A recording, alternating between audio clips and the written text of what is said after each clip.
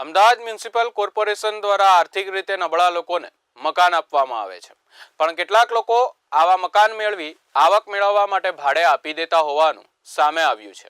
Corporation દ્વારા કરવામાં આવેલી ચેકિંગ દરમિયાન આ બાબત સામે આવી છે।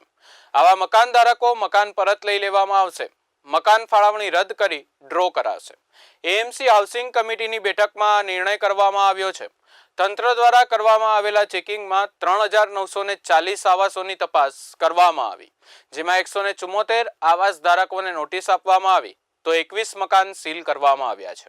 જે મકાન ધારકોને નોટિસ આપવામાં આવ્યા છે તે મકાનને પણ આગામી દિવસમાં સીલ કરવામાં આવશે। સીલ કર્યા બાદ જરૂરી પ્રોસિજર કરી મકાન ફાળવણી રદ કરવામાં આવશે। સાહેબનું સ્વપ્ન છે કે ઘર વિહોણા લોકોને પોતાનું ઘર થાય, એટલે છેવાડાના માનવી સુધી પહોંચવાનો જે પાર્ટીનો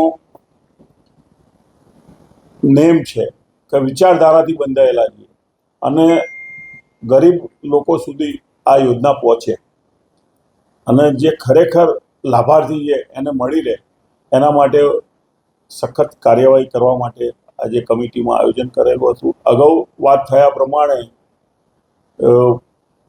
કાર્યવાહી ચાલતા ઉત્તર ઝોનમાં લગભગ 98 લોકો ઉપર નોટિસની કાર્યવાહી થઈ છે, એમાં 4 મકાનને સીલ કરવામાં આવ્યા છે। દક્ષિણ ઝોનમાં 11 લોકો ઉપર કાર્યવાહી નોટિસ કરવામાં આવી છે અને 5 મકાનને સીલ કરવામાં આવ્યા છે। પશ્ચિમ ઝોનમાં 9 મકાન ઉપર નોટિસ આપી છે અને 7ને સીલ કર્યા છે। એવી જ રીતે દક્ષિણ ઝોનમાં 36 મકાનોને નોટિસ આપવામાં આવી છે અને 3 સીલ કરવામાં આવ્યા છે અને પૂર્વ ઝોનમાં 20 મકાનોને નોટિસ આપી છે અને 2 મકાનોને સીલ કરવામાં આવ્યા। આવનાર દિવસોમાં 174 મકાનોને કુલ અત્યારે નોટિસ ફાળવવામાં આવી છે, એ 174 મકાન સીલ કરવામાં આવશે।